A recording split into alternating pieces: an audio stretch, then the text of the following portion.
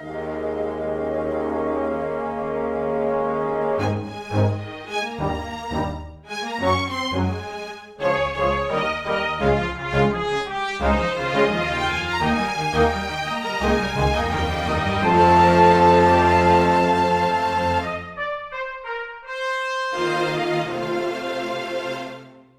everybody, and welcome to Weekly Manga Recap here on May the 29th of 2019. I'm Nick. This is Chris, and I don't what time is it? It's time to get stoned. Already? Nick. Okay, we're gonna skip Let's about go. half the series. Let's fuck everything else. Let's get stoned. Dr. Stone. No, I don't know. Was there a specific time that I was supposed to call in response to? No, Where it's I don't like, think so. What time is it? And I'm like, I don't know, Nick, but it sure is time to Pokemon go to sleep, if you know what I'm saying, right? Isn't that topical news? Something about Kojima and Bridges? I guess that's the big thing that happened. Yes, I wasn't paying attention to any of that, though. Nick, there are two big things. There's that, and now there are Pokemon button-down shirts you could buy that are $100 a piece. Is that real? Yes. There's like a Pokemon shirts collection, and they're all $100 a piece. But no. but you could have Ivysaur in your shirts. All right, let me put it this way: like, that had better be something where like you wear it, and then like people around this, like up and down the street, when they spot you, they like decide to make you the president or something. Like, that's absurd. It's like, oh, each shirt is secretly ingrained with a special pheromone that makes supermodels desperately attracted to you, and they'll crawl over to sing your praises from the mountaintops. You're like, I mean, that's, I guess, worth $100. And shipping too. And shipping, I don't know if I could do this. This is getting a little out of my price range. It's like, I could get like 20 shirts like that. It's like, well, yeah, but they fall apart if you wear them once. Yeah, but that's more than that. You know, that 20 shirts is more than I'll ever wear that shirt. Let's be real. Let's talk about manga, Chris. Let's talk about us, Nick. Let's talk about us. Yeah, I put my hand on your thigh. Let's talk about us. Well, I'm very happy with how our friendship is going. Cool. Let's not ruin it by getting physically involved, because that would make things not insane. Anymore, huh? Okay. No, not anymore. You doing elbow drops onto me at that first MagFest was more than enough interaction, I think, man. Actually, now that you say it, I guess I'm kind of like a professional wrestler. I've hit people with elbow drops. Chris, don't die. Nick, I'm going to go onto my roof and 5-star frog splash this frog in my It's time. AEW is taking it to WWE, and now it's time for a new talent to emerge in the pro wrestling scene. Luchasaurus is going to need a tag team partner. He already has one. No, I want to be it too. I could be John Moxley, couldn't I? Yeah. Like, you leave and show up on AEW, and then you just talk about how I've been keeping you down for years. I show up to AEW, but all I do are bad Dean Ambrose promos. I show up. Oh, so Dean Ambrose promos. That's right. I show up. Sorry, shots fired. I don't think that he's as good at talking as everyone says he is. I just show up in a Bane trench coat, and I'm just like, they poisoned the city. Everyone's like, his character didn't make sense in WWE. It certainly doesn't make sense here without any of the context. Admittedly, though, that was a cool jacket he wore during that terrible run of his. Yeah, it's an abysmal feud. As he said some very depressing things after he showed up on that show, basically about how angry he was to be working for WWE for years. Yeah, I heard there's a Jericho podcast out right now. Of course, there's a Jericho podcast. I might as well just be like, you know, do you remember back in the day when it was like, there's an app for that? It's like, nowadays, it's like, you can just think of anything wrestling related. It's like, yeah, Jericho's interviewed on the podcast. Sure. Why not? He'll talk to anyone. He's talked to flat earthers on his podcast because he's desperate for any sort of views. He's like, hey, in a way, I'm kind of like Joe Rogan, but of wrestling and rock music. I'm such a great rock star. Everyone knows me for my rock music. You know, We shit on it. I just recently kind of started to get into Fozzie though. I do know that. I mean, his New Japan theme, well, also his AEW theme, Judas, is actually a really good entrance theme. Yeah. So, anyway, Chris, professional wrestling is just like superhero manga. So let's talk about My Hero Academia. Exactly. We're There, talking that's about interesting characters, Nick, and who more interesting than Baba Gwawa? Bubaiga Origin. Oh, so close. I'm so close. We were actually pretty close. Like that was one of those cases where it's like, oh, okay. Whenever Chris forgets the name, it's like, no, it's okay. He does actually read. He's reading the He's letters. not. He's not actually just making up all of his thoughts on the manga on the fly as we talk about them. I've actually experienced it. Eyes have scanned over a page. Last time on My Hero Academia, as we get into chapter. Oh wow, I managed to actually start the podcast without actually opening my notes. Hang on a second. Nick, how So unprofessional. It's the most unprofessional thing we've ever done for this show. It's chapter number 229. All it takes is one bad day, which that gives me very Joker flashbacks, because that was a big thing of his in Killing Joke. You know, anyone can turn out like me. That just takes one bad day. I think that might be a reference. When did Killing Joke come out? 80s. What's that? 80s. No, when did it come out? The 80s. Oh, okay. Sorry, I couldn't hear you there. Sorry. All right, because honestly, I know that is probably where the quote's from, but in my mind, I always hear it and think of the Batman scene where he's with Harley Quinn and he buys her like a dress, and she's like in the hospital, and she's just like, "Why are you doing this to me?" And he's like, "I had a bad day too once." That's such a sweet scene. It's very good. It's very good. I love that episode because it's like, aw, Harley has hope. Mm-hmm. So, and then she's just like, oh, actually, he's really hot, and just starts making out with it. In front of her girlfriend, no less. How could she? Harley. Anywho, so last time on My Hero Academia, Twice had found Toga after she had suffered all those injuries dealing with the reporter lady and her minions. But one of the higher ranking guys summoned a bunch of puppets that look exactly like Jin and sent them after them. And so several of them disabled Twice, while the rest grab onto Toga, with the goal being that they're going to kill her so as to continue on with the whole narrative that was explained last time. It's like, oh, she suffers from tragedy, she couldn't fit in this world. Well, she needs to actually die in order to do that. So it's actually really gruesome for because one of them grabs her and the other grabs her head and just starts twisting. And it's like, oh, they're just gonna break her neck. Okay. Ew. Yeah, like slowly too. They're really like slowly wrenching it. Yeah, it's not like a fast one. It's like, no, we're gonna make sure that we do this properly and rip out every single part of her spinal cord. It's quite gross. Even though like there's no gore or anything, it's just stop twisting her head. Twice is witnessing all of this, and it's really freaking him out. Not just because they're killing Toga, but because the things that are killing her look like him.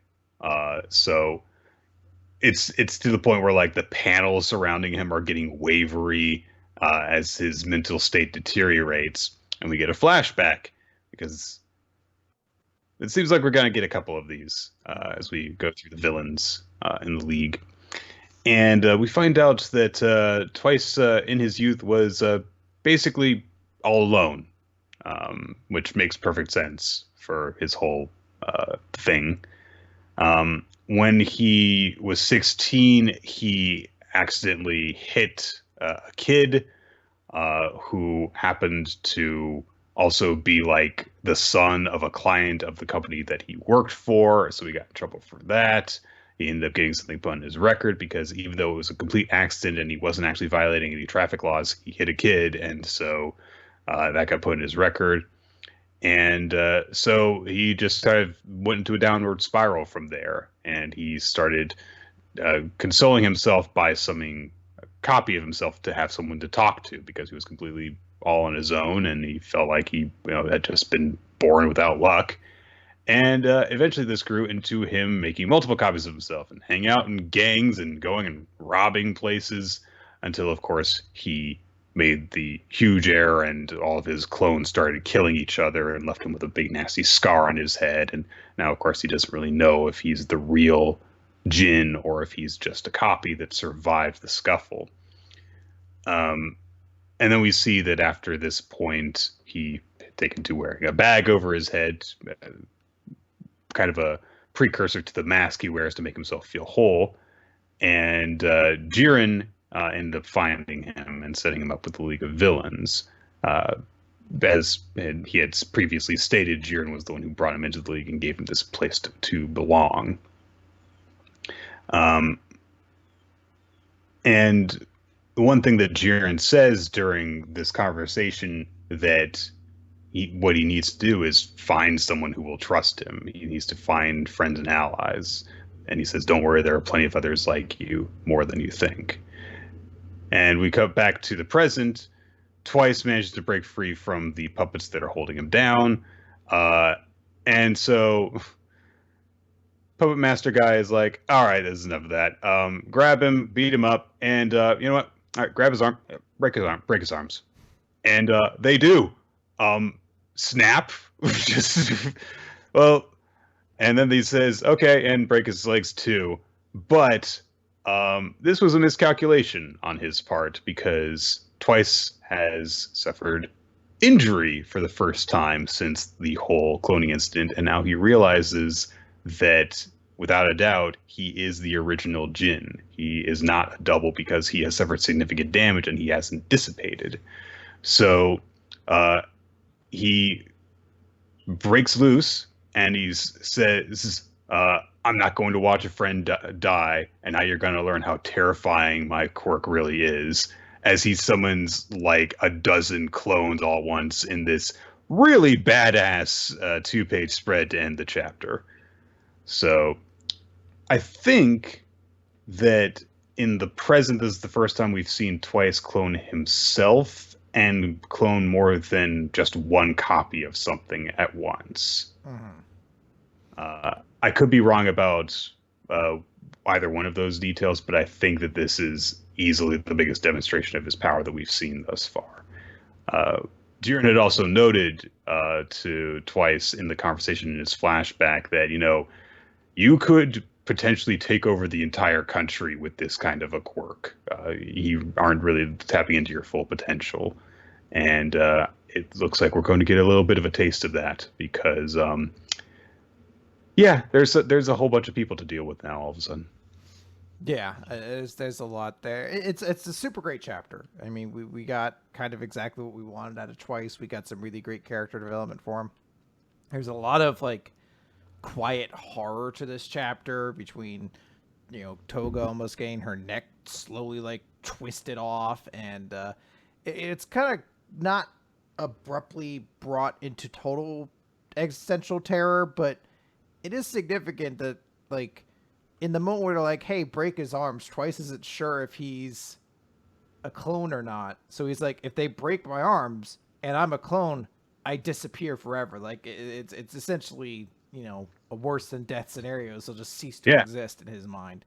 So there is something where when you see him kind of like laughing because of how happy he is that he's alive, how much he's in pain, it is kind of like a Joker scenario, I guess, where you're just like, it's this weirdly twisted scene of this guy laughing, but how empowering it is for that person. So I definitely see why they went with the all it takes is one bad day line for it. But it's such a cool ending, just seeing all the Twice clones popping out, and it's and all these different poses. Yeah, some of them might even be making their own clones too. I mean, they all have his quirk, so it'll be interesting to see what they do from here. Really like this chapter. Looking forward to seeing him. I don't know, summoning an army and kicking ass. Yeah, I mean, like it's great that we went from like last chapter, which started off with Dobby about to fight some ice dude, and just being like, cannot fathom caring less about this fight right now. And it's like, oh wow, we went to something so much more interesting. I'm like, I'm waiting for him to get back and Dobby to be like, I haven't really been about my trauma, but don't worry, guys. I got a flashback too that'll just blow your tits off. I really do think that that's kind of something that's being kept in the back pocket for now. So, all right, some good stuff. Let's move on to Food Wars, Shokugeki no Soma. A flavor to call your own. So, I'm not really sure how I feel about this. So, we get the conclusion to, hey, how did Mana feel about Soma's dish? Well, the way she describes it is she's being dragged deeper into the storm swirling about Soma, but it's not the storm of the culinary wasteland.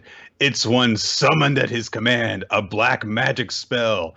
And we see this visual of, Soma as like the demonic mage lord from the previous chapter, like nefariously casting a spell on Mana to make her clothes fall off. At least it continues that whole gimmick of the, demon lord thing. And then they say, this isn't the normal gifting. This is combining the bursting with the gifting. So now everyone's clothes aren't just flying off. They're being shredded. Now, could everyone in participation at the Blue put together a class action lawsuit against the Blue?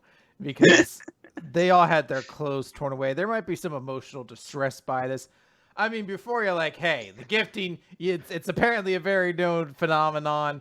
They were prepared for it. They had the robes. Yeah, you're good with that. But they're like, hey, that was a nice fucking sweater. I'm fine with going over and picking it back up and putting it back on, but it's just fucking gone forever now. I'm going to sue the tits off of you, Mana Dakiri, or whatever your name is.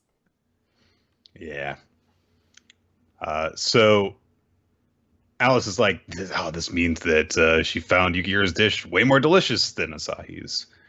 And Asahi's like, well, that shouldn't be possible, though. A single chef should be able to stand up to the power of my crossed knives. Well, apparently he did, so whatever. That's exactly what happened, dude.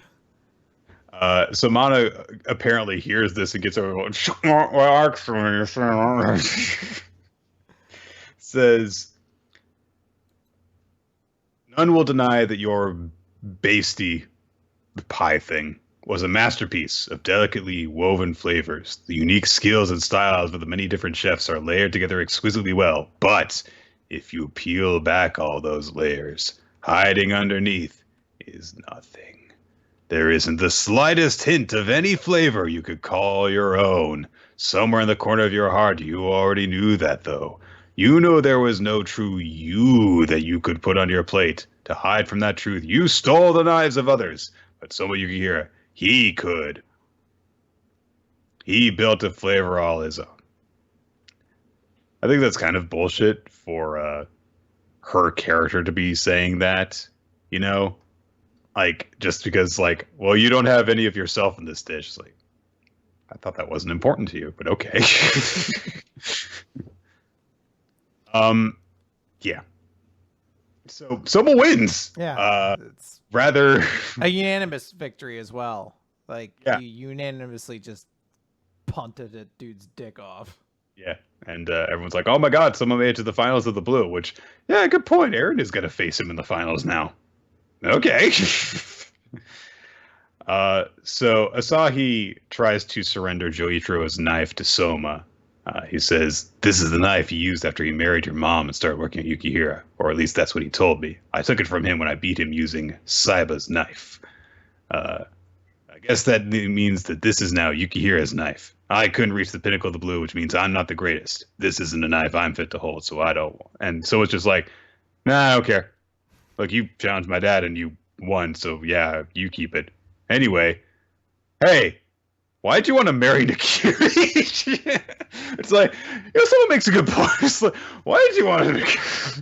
What the fuck was up with that? Now that your character's done in this story, could you explain your motivations for everything? Well, you see, what you really need to do is feel bad for me. And look, I could see some value in this, because if you play this card before this point, then suddenly you don't want to hate Asahi the way that the story kind of needs you to. Right. And it doesn't. I mean, This didn't really hate him anyway. Didn't care about him. no. But go on. There's a lot Yes. of ultimate failures, but you do want to place at least a portion of this towards the end, because let's be honest, the revelation that Soma's father, you know, started really finding his passion in cooking after he met someone is not a secret to this story. We know that's the case already, and that it was finding Soma's mom and cooking for her that ultimately helped him even improve his skills even more and pulled him out of that like inevitable wasteland he was initially in. So that's not so bad. It'd been nice if we had seen a little bit, like a small flashback even, to just the idea of them having this discussion and the significance of Jurichiro's knife, as opposed to just like, it wasn't even like a hugely significant thing in this battle, where it was just like, you're using my dad's knife. It was sort of like brought up in a chapter, and then he crossed it with every other fucking knife of every other person. Mm-hmm. And then it's just, I don't know. It felt a lot like the dice in Solo, where you're just like, I don't know. Who cares? Stop showing me this. Like, but he put the dice up on the console. Okay. I guess he always loved Kira in the original. I don't know. Can you imagine that? It's like if that were, because they show up in Force Awakens, right? Yeah, they bring it up in Force Awakens. Can you imagine if, like, when he reunited with Leia in that one scene, if he had just like, by the way, when we got married and had Ben, I was still thinking of my first girlfriend the whole time. I was thinking of this hot chick who betrayed me a lot. By the way, did you know that Lando kind of had a thing for, like, the AI in the Falcon? I watched Solo with my brother recently, and I told him ahead of time. I was like, so there's this robot. Look, Solo's a fine movie. There's this robot that's the worst thing in the fucking world. But Solo is a fine movie until you realize that it was like the most expensive movie ever made, and then it's like, what, really? Like, I don't see how. But I had to prep him. I was like, so there's a robot you're gonna meet halfway through, and she's like, oh, she's kind of like this angry, like, rebellion, like robot freedom army AI, and he didn't quite get it until he watched it. He's like, this is the most horrendous thing I've ever watched. It's like, why would you keep her around if she just walks into rooms and is like, robot rebellion, and just starts breaking shit? And you're like, well, like, presumably, do you guys go anywhere that she doesn't try to start a robot rebellion and mess everything up? And Donald Glover's just like, she's crazy. I love her, though. That'd be great. They're like, we're going to put her, because they're like, she's an eternal character. Because they must have thought she was going to be, like, a fucking brilliant character. And they're like, well, we're killing her, because, you know, she's not in the rest of the movies. But she lives on because she's actually the nav computer for the Falcon. And so every time that the Millennium Falcon flies somewhere, it's like, rebellion! No, we're just stealing. No, we're just stealing my robot Lobo class! Taking down the prototype! Just like, oh, hey, there's an off button for the nav computer. Like, no! Anyway. Asahi has a... Yeah, this is not a great flashback. Asahi has a flashback here to a conversation he has with Joichiro, where Joichiro says, like, you know, when I had left Totsuki, I was really down, but then I met this girl that I ended up marrying, and, you know, she's really weird, but she can't cook at all, but she pretty much saved me, so I'm doing what I can now to get back to her. And Asahi says, like, I bet she feels the same about you, because whenever you talk about her, you always have this big smile on her face. So if thinking about her makes you happy, I'm sure she has to be happy too. It's like, oh, that's a nice little moment. And then Joichiro imparts on Asahi the same lesson that he imparted to Soma at the start of the series. What you have to do to become a great chef is find someone special, the one person who makes you want to make the best food that you can for them. And so Asahi says, it's to get even better as a chef. That's why I wanted to marry Erina, is that she's my special person who will make me cook better. And Soma says, I don't think that that's actually why. I think he wanted something completely different. And so he's like, whatever. But he walks off and he's thinking to himself, and he just thinks of Joichiro and Soma's mother all together while Asahi's just on his own. And it's like, yeah, that's the much more endearing quality that, oh, you had tremendous abandonment issues and wanted a fucking family. I mean, that's always quietly been there. That's been the motivation for this character, is that he lost Joichiro and he's angry. It's why he wanted to get Soma back, but... And it does kind of give you this idea that, like, he's really kind of fucked in the head, that's why he wanted to force Erina to marry him, was that he wanted that happy family life, but he's so damaged that he doesn't get that that's not how you get it. Honestly, this character should be 1,000 times more interesting than he is. But, like, it's like... reading this chapter makes you realize just how much of a wet fart of a conclusion this battle between Asahi and Soma is, where you're just like, man, none of this fucking felt like it mattered. And this chapter just Soma reminds just beat me about him. why it did. Yeah. Like, there's nothing that really indicates, like, well, why didn't you just beat him the first time? He didn't go through anything. Yeah. The stakes were raised, and so he managed to beat him the second time. That's it, really. And there were all so many I didn't even sacrificial lambs along the way that's like, yeah, he beats Tsukasa, he beats Megami, who cares? Soma wins! I completely forgot that he faced him before and beat him, and how absolutely, completely irrelevant that is in the long run of this arc.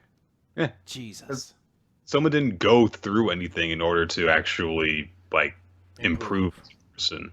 Not in terms of, like, it's like, oh, he didn't go through. See, Asahi was level 50 and Soma was level 38, so of course he won, but there was no level grinding for Soma to be able to beat him. It's just like, no, he just won the second time and didn't do anything special, it feels like. They're like, no, but you don't understand. Soma's been grinding against the other members of the Totsuki Council. I'm like, wasn't he doing that before when he lost to him? So it doesn't feel as if Soma has actually grown as a person through this experience. So, anyhow. Asahi happens to run into Joichiro in the hallway, and Joichiro tells him, like, hey, don't worry, you'll get what you want in time, because I'm the one who raised you as a chef, and no one can take that from you. And Asahi's like, what the fuck are you talking about? And walks away. In so many words. But now he realizes that what he is missing is finding a flavor all his own. Which means he's going to show up in a redemption arc in the next one, Chris.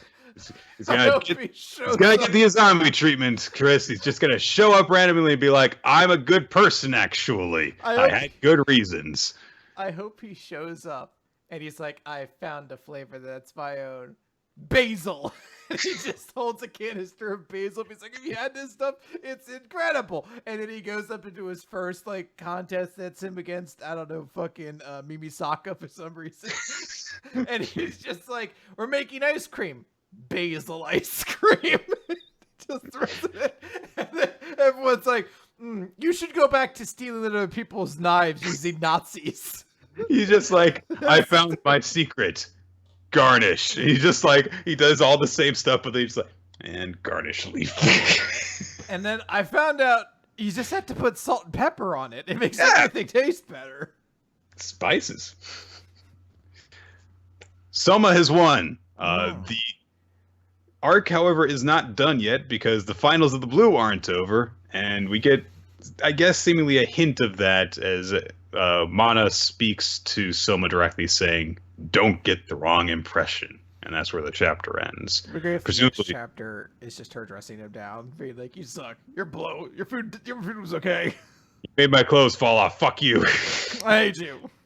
Presumably, what she's just going to say is, "Well, yeah, your food was better than his, but it's not, the ultimate gourmet that I'm seeking out." So, and hey, with this setup now we can have Erina just win. That'd be nice.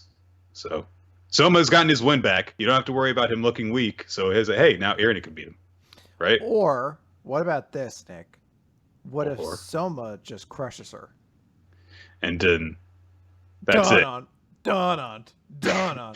Make Soma look strong. Soman reigns. I just thought for a moment, I was like, what's Baron Corbin's theme? I have to assume it's like some you shitty can do yacht rock, like bar theme. actually really like Baron Corbin's current theme. But I'm not. But that would require me to actually sing. So instead, you have to go do do do do, which I also really like. I love that I saw somebody's tweet where they're just like, well, I guess Saudi Arabia gets to feel what it's like now for Baron Corbin to be inserted into a title match no one wants him in. All right, Nick. Let's move on to Eden Zero, Chapter 46, Footsteps of the Battle Maiden. This one's going to be quick. It actually is. So, Shiki won. Rebecca is allergic to wearing pants in these cover pages. Yeah, well, she's in her comfortable cat leotard, which is very good for exploring planets in. Yeah, no exposure to the elements could possibly occur in that.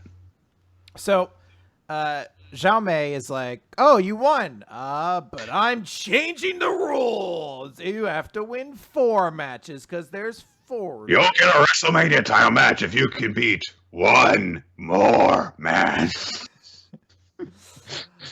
And she's like, "Oh, but you can't beat them, Shiki. I'm making all of your friends compete because you're part of the crew, aren't you?" Shiki's like, "But this is to find my friend."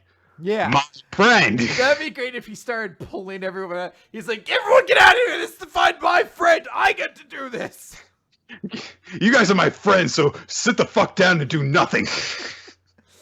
So, yeah, she's like, all right. He's like that shitty kid in elementary school who, like, everyone, it's their birthday party, so they're like, I am the one who gets to play the video games. Everyone else has to wait while I take my turn. My turn can last as long as I wanted to. She also explains that each opponent will get more and more powerful and that she'll pick the matchups. But allegedly more powerful. Well, she specifically says they're going to be more powerful, Nick. So after I turn this page, I guarantee we're about to see a more powerful person than the super soldier made of steel. So just you wait on that. She exclaims that if you defeat the remaining 3 people, she'll tell you where Valkyrie is. And Chiki's like, cool, you promise. She's like, I never break a promise. So Lucy's fighting Nick, or Rebecca. Yeah. Sorry, Rebecca's fighting. And how could you possibly confuse them, Chris? Very different characters. And who's she fighting?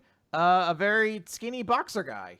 The SBA Cosmic Flyweight Champion, Flanker Yoshi. So, cool. We're going to get like a boxer versus a gunman. That could be like a pretty interesting fight. I think there's a lot of like interesting choreography. You could say, actually, his boxing gloves shoot bullets.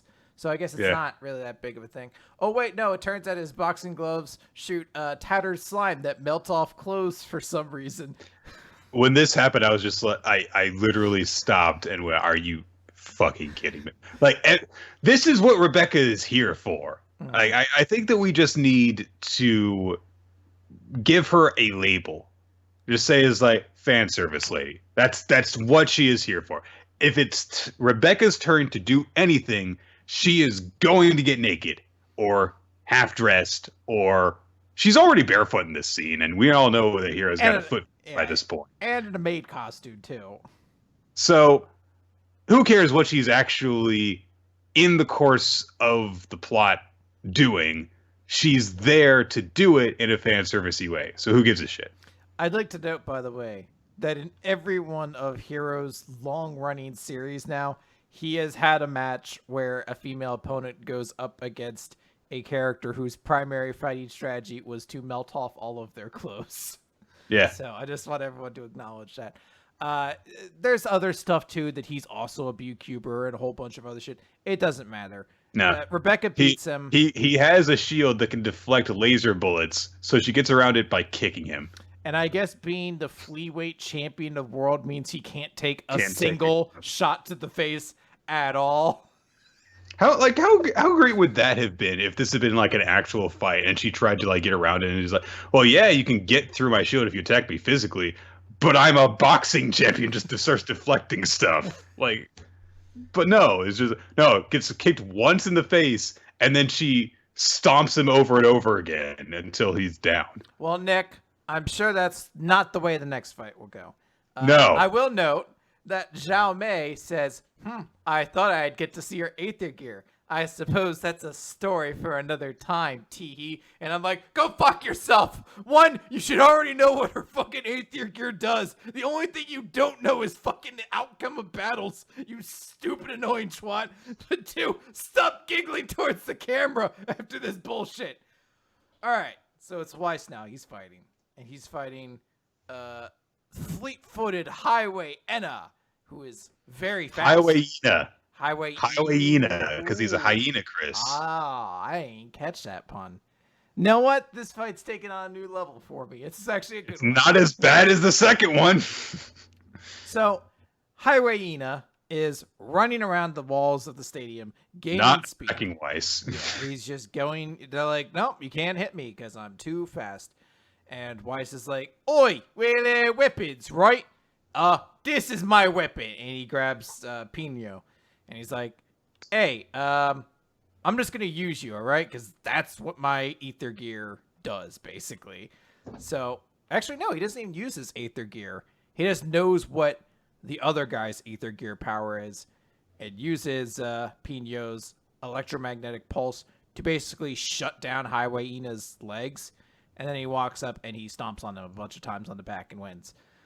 And everyone's like, oh, wow, he plays dirty. I was like, does he? Yes. I don't. Is that dirty? I guess. Anyway, he wins. And then they're like, oh, wow, it's so exciting. Last match is going to be Homura. And she's fighting a replica of Valkyrie. I'm like, we really went up in scale on this. Valkyrie does look cool. I will say that much. She's got interesting design. She's got a bit of a Zero Suit Samus with some armor plating kind of look to her. There's a cool aesthetic there, certainly. Yeah. I'll have to see it. Look, my opinions of this chapter were so low throughout it that it's going to be tough absolutely. to like bring it back. Because for all we know, in this next chapter, Valkyrie's gimmick could be like, you're not a true warrior unless your boobs are big or something like that. And I'm like, you know what? I don't know why I assumed it wouldn't be this. I guess I'm the idiot. You've been using your sword wrong the whole time, Homura. The real secret is sticking it into your cleavage and leaning over. 3 sword style. And I'm like, did no one give him notes? Is our hero and Oda like a Twilight Zone mystery, completely unable to recognize the other's existence? All right, Chris, let's talk about the newest Shonen Jump series. Yeah. Beast Children. It's a rugby series, Chris. It's a sports manga centered around rugby. Oh, okay, so the audience can't see me because my Skype's having issues with the camera. So I'm just going to leave the room, and I'm going to have our biggest rugby fan friend come in to do it. Oh, every boys, mate. It's my time. It's Sonic Gav here to talk to you about all the rugby's I am. Hi, Gav, how you doing? Oi! Yeah, that about sums it up. So Beast Children is a rugby series. I did actually legit, as soon as I saw the cover and everything, I was like, let me just, copy the link to this image and send it over to Gav. It's like, hey, look, Gav, there's a Shonen Jump rugby series. So, message back. He's like, oh, it's piss it is. Not one Yorkshire pudding in it. I'm like, I didn't say it was a British rugby series. Essentially, because there's actually quite a bit that goes on in this chapter to set up our 3 main characters. So we've got our young kid who idolized a rugby player because after he went to go and see a match when he was young, he went to it with his father. And he got so excited by the match that he ended up leaning over the stands and actually fell into the field. And his idol, Onotera Iki, came over to him and was like, hey, I know what happened here. You were so excited that you fell into the field. Well, I know that feeling. It hurts when you fall down, though, so be careful, okay? And he hits him up on his shoulders and he says, like, hey, laugh it off, kid, because that makes the pain go away. And the kid's like, that so it doesn't hurt? When you laugh, it's like, no, of course it fucking hurts. Look at how much I'm fucking bleeding from bashing heads with these people. But that's okay. This is where it's at. It doesn't matter what size your body is because you just bash into your opponent, and it's really exciting. Crashing into each other is what makes rugby what it is. And then the next page is just concussion protocol testing. So he gives the kid back to his father, and he says, all right, if you want to join us on the field, then, we'll be waiting for you. And from that time, he's been enamored with rugby and has spent the intervening 5 years wanting to get into it, but he's got to wait until he gets into high school so he can actually join a proper rugby club, because it's not something that's popular enough that you can join, just, go into it as in fucking elementary school. But he also has clearly no idea how to actually play rugby, so he's just kind of like practicing by himself, not really accomplishing anything. But when he's practicing with the ball, he says, I feel, completely absorbed into something. His kind of character gimmick is tunnel vision. He gets so focused on something that the entire world fades around him. But while he's practicing by himself, suddenly someone comes crashing into his world. Another rugby player who is currently training by running around with a medicine ball. And he actually shows our main character how to actually, kick a rugby ball and catch it and stuff. Is like, this is how you, do basic things as opposed to just running around like an idiot. And he introduced himself as Yukito. The kid's like, play rugby with me. He's like, no. And he leaves. I wish that had been the entirety of the arc. The kid's also got a friend who's a bit of a troublemaker, and I love it's Shishigaya is his name. I love what happens because he's chasing Yukito around, and Shishigaya intercepts the guidance counselor who's going to stop him by asking him a question about their literature class. And he's like, hey, could you explain this to me? And he's like, oh, what are you trying to do? Okay, so here's it. He actually starts teaching what's going on. I thought it was actually a really funny moment. Eventually he catches up with Yukito, and he is like, hey, my master said that, crashing into each other is what makes rugby what it is, but you can't do that unless it's with an opponent who's just as committed to it as you are.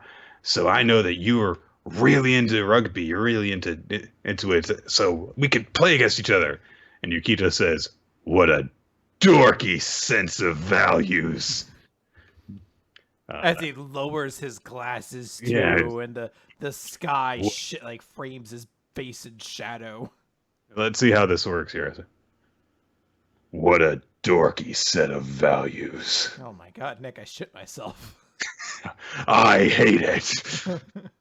So Yukito says, like, I remember there was a player who said stupid stuff like that, Onotora Iki, and of course it's his master. And he says, you remind me of him. And he was as big a fool as they get, gutsy and fearless. He became obsessed with an obsolete rugby, risked his life in his every play, and as literal as it sounds, he died on the field. A colossal idiot. And of course, this pissed the kid off, and so he's like, you know what, I'll show you how foolish you're being, so meet me by the river where we were yesterday. And they're gonna have a fight! A rugby fight! With swords! Yeah, sure. Oh my god, rugby with swords? Chris, what could possibly happen? What could that possibly be like? I was trying to give you a lead in to plug, but whatever. No, we're not plugging that yet. It's gonna be. Oh, okay, we're gonna wait until the end of the episode. Stay tuned to the end of the episode to find out what the hell we're talking about. So, Yukito proposes that they play a 5-5-5 mini game. So it's a mini game, Chris. So that means that you just have to wait for the CPUs to kill each other while you stay in the middle and do nothing. Oh, and, cool. I love it when games still include the ability to add like computer players to a deathmatch. That's the best part, So Yukito explains that they're going to be in this 5 by 5 meter area that he's lined off in the dirt, and they're going to basically chase each other for 5 minutes. And he says, if one player can avoid the other person who is it, then they win. So he's like, well, I'm going to win. And Yukito says, but he also asks, like, what role should I play? Do we do rock, paper, scissors to decide? And Yukito's like, you can choose whatever you want to do. So he chooses to be the tackler, and he starts trying to chase Yukito down, but Yukito easily dodges around him. And they spend most of the next 5 minutes chasing each other around while he makes no progress. Shishigaya, who is training with the soccer club running nearby, and he hates it, happens to basically fakes that he needs to go take a shit in the bushes so that he can go and witness their his name is Shishigaya. Fuck's sake. Yeah, I should have written their name. Shishigaya is the kid, and Sora is his friend. So Sora goes off to witness either Shishigaya or Sakura, whatever, the match, and watches them chase each other around. Shishigaya is completely unable to get Yukito. He actually gives him a little bit of advice because, like, you are completely wrong about the way that you're carrying yourself as you're doing this. You need to lower yourself to the ground, etc. And he tries to think, like, what do I do? I mean, I've got to think. He's stronger and faster and bigger than me. So how do I get him? And he manages to go into his tunnel vision, and he realizes, oh, there's no point in me actually thinking of a strategy. You're better than me. You're bigger than me. You're faster than me. You're superior to me in every way. So trying to think of a strategy to get you is pointless. And Yukito's like, so you're going to give up? And he says, no, I'm just going to not stop until you stop. And he keeps him around. Sakura witnesses this, and he gets more and more into it as Shishigaya is getting more and more into it. And Yukito realizes, because at first he thinks, like, oh, he's getting faster. And he's like, oh, he's not actually getting faster. It's just that he's not stopping his pursuit. He's not stopping to catch his breath. He's just continuously moving. Every time he misses, he immediately darts around and chases after me as if he's continually swimming while holding his breath. And so Shishigaya gets to a point where he's, kind of just left panting, covered in mud, trying to find Yukito. And he goes, like, you've only got, like 30 seconds. And Shishigaya keeps on going and going and going, and eventually gets to a point where he's able to catch him because they've been running around so much that the dirt under their feet and the rain that's been going on while they've been chasing each other has caused mud to get stirred up under his feet, and he loses his footing and slows down. And Shishigaya is able to appear in front of him and then seemingly disappear as he goes down, lowers the center of gravity, and grabs him and does a takedown, basically. And it's a big triumphant moment, and a huge moment of impact as he does so. And he manages to take him down, and they both fall to the mud right as the timer goes off. Or at least seemingly right as the timer goes off. I think there might be a little bit of, did he get him before the timer? But whatever. I think it's a got him before the timer.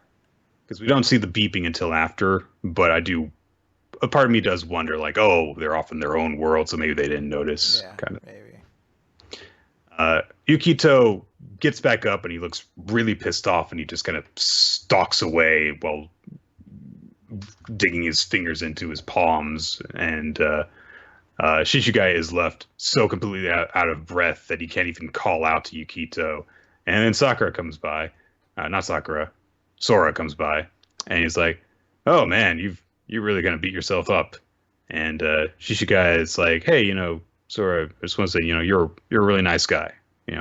When I got lost in Saitama practicing kicking the ball around, you're the one who asked me to come and join the soccer club. You worry about others and you watch out for them. You never fail to help them out. And he says, hey, I got to play rugby today. I suck at it, but it was so much fun. And so Honestly, that's maybe my favorite part of this chapter is just him explaining. He's like, I got to play rugby today. And Sora's like, that's cool. And he's like, I broke all my fingers. Like, really cool. I'm bleeding inside my mouth. Really? My whole body hurts. I can't move my fingers and my toes. Huh? And then he just like at the end finishes up by being like, and it fucking was great. And his Yeah. friend's like really happy for him. Yeah. Sweet. And that's basically where we leave things off there. And Sora actually seemingly starts to tear up a little bit from listening to all of this. He says like, I'm happy for you that you went through all that, because Sora knows he doesn't have that thing in his life. He just kind of sleepwalks through stuff while occasionally helping his friend out. From there, Yukito looks up into the sky and he says, "Did you teach him that? Did you?" And night comes after school. Shishigaya, being a proper shonen protagonist, passes out in the most undignified way on his bed. But Sora does a little bit of research, and he finds out that Yukito, which shouldn't be too surprising, is Onotora Iki's son. And so there's a connection between the person that Shishigaya idolized and his new rival. And that's it. I thought this was a really cool opening chapter. It puts out its philosophy for what the sport is about, makes it seem exciting, and it does what a sports series is supposed to do. Even if you don't really know a whole lot about it, it's like, this is what's so cool about it. This is what's so enjoyable about it. And it sets up some very easily understood characters and what makes each of them tick. So I'm really looking forward to seeing what comes of this. And I hope that it continues this momentum, because it's an interesting... I do like a good sports series, and this was a good start. I was a little unsure of it when it first started. I wasn't getting crazy into it. And I'll be honest, what hooked me into it was Sora. Just because it's rare to actually have like a friend character in this sort of series who's like legitimately a really good friend. The moment you talked about where like the guidance counselor is about to go chase after him, and he runs up and he's just like, "Hey, can you help me with this question I have?" And he's just like, he uses that to distract him. And he genuinely seems to be very happy and inspired by his friend getting like a chance to experience a sport. And I really enjoyed that moment.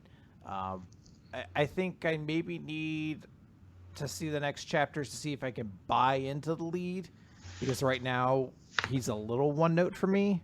Mm-hmm. But I still really like this as the first chapter. Hopefully they explain the rules to rugby at some point. But this was just a chapter to like show off an aspect of it. So I'll be curious to see what they do with it. It's like chapter 2 opens with a large British man. So, all right, here now. All right, my name's Sonic. My name's Sonic, Gav, and listen up, you tosspot wankies. I'm about to explain the sport of rugby's to you all. I am Pip Pip.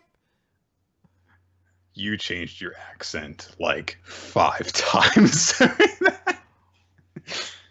It's me now, all right. Gav. Oh.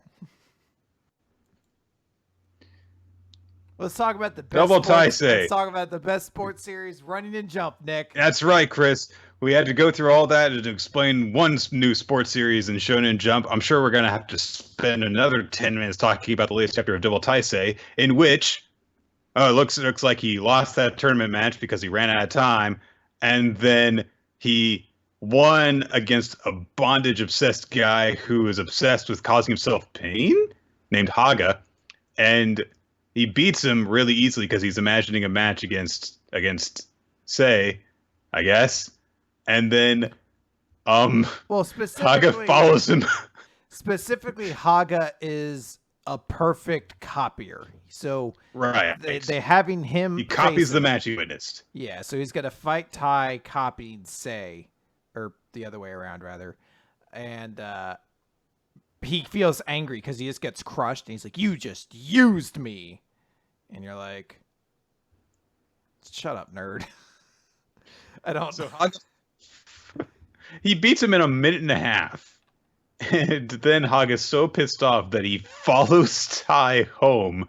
And while they're walking, because Tai writing in his journal, make notes for Sei. Is like, oh, this is what I did today, and Haga's like, you humiliated me. I tried to keep my humiliation from turning into fear with self-inflicted pain. Taisei Tendo, my shogi life is dedicated to beating you. You move and look forward and you never look back. There are people who are trying to catch up to you, but you don't even look. You don't even notice them, but at least stop and look. Juso Haga is right behind you. And he pushes him down some fucking stairs. I like that we're introduced to this character. First and foremost, there's no real introduction to him. We're like, I'm in a straight jacket. Sai's coming in, like, sitting down for a match. Here's his opponent. He comes in like a straight jacket. And you're like, huh, okay. And then, like, I was like, oh, maybe that's sort of the series gimmick, is that he's going to face all these absurdly weird opponents, which I guess still is the case. But he's not a prisoner. You realize he's moving around freely. He's just wearing, like, what seems like weird bondage gear on top of it. He loses, reveals his whole, like, pain fetish gimmick, and then pushes the hero down a flight of stairs. So we're like, this is chapter 2. I don't even know this dude, and he killed the main character. Pretty much. So, yeah, we see he's tied, fall. In his last moments, as he's in midair falling down the stairs, look back and look at Haga, who kind of realizes, I really shouldn't have done this. Maybe it wasn't worth murdering him over a shogi match. That wasn't even for like a tournament or anything. We see blood ooze out of Tai's head, and then Sei wakes up briefly in the hospital, and he's like, oh, Tai, you really fucked me up this time. Well, I guess it's payback for all the times I fucked up your body with injuries. Oh, well, I'm going back to sleep now. And then we get a visual of the two personalities as if they are teenager-sized fetuses in a womb. And they're speaking with each other. And Sei's like, Tai, are you okay? And Tai says, it hurts, Sei. And then there's a blinding flash of light in this visual. And then Sei wakes up, and the loved ones are surrounding him. And they're like, Tai, don't move. You have to be still. And Sei's like, what are you talking about? It's Sei. And they're like, it's super bright daylight out, but Sei is there instead of Tai. What happened? Tai disappeared. So, Chris, this manga that is about a shogi player who has dual personalities, who flips between them, between night and day, now only has one personality. Oh, wow, what an idea! Someone who plays shogi and doesn't have dual personalities. Shit, this could go places. You know what my first thought upon reading this chapter was? Is Double Taisei getting canceled faster than any series in Shonen Jump ever? They're like, the response was so bad. It's like, I have plans to switch the two of them and to have a bondage dude that tries to kill one of them, and I'm getting it done in the 4 chapters I was given. What was that one series that lasted like 12 chapters, like the mineral focused series from like, I don't know, 6 or 7 years ago? Oh god. Metallica. Yeah, that lasted like 11 chapters. How many did E-Robot get? More than that? Well, maybe as many as that. Hang on a second. I remember E-Robot did not last very long. List of Shonen Jump series. Doop-a-doop-a-doop-a-doop-a-doop-a-doop-a-doop-a-doop. Come on. There we go. List of series running Shonen Jump. And we're going to scroll down near the bottom here. If Wikipedia will fucking load for me. Hero. There it is. Okay, it debuted in issue 52, 2014, and ended issue 12, 2015. So yeah, like 12 or 13 chapters then. So there you go. So maybe Double Taisei is on E-Robot level. Maybe. I don't know. Maybe people will be like, oh my god, there's only one personality, and it's like first place. They're like, I like it. Now I can understand it. I also have only one personality inside of me. He's more relatable now. And he's hotter. It's the same dude. His hair's just different. It's a hotter hairstyle. They're like, yeah, and Yugi and Yami Yugi are the same level of hotness, idiot. Well, if you don't understand that, Chris, I just don't understand how people think dudes are hot. He's got lightning bolt patterns in his hair when he's Yami. All right, so we're gonna move on to Samurai 8, The Tale of Hachimaru, Chapter 3, Cutting the Tank. I don't want to spoil anything for you, Chris, but someone cuts through a tank in this chapter. Wait, what? Yeah. They should have buried the lead on that. Oh, really? Because of the commotion being caused by, the tank going through town, some people have shown up to deal with it. Some bushi from a nearby area. And when a foot soldier comes to confront them and tries to stop them, they're like, "What the fuck are you doing?" And they knock him on his ass. He ends up dropping near the sword belonging to one of them and tries to pull it out of its sheath, and he can't do so. And the bushi explains it's got a bio ID reader.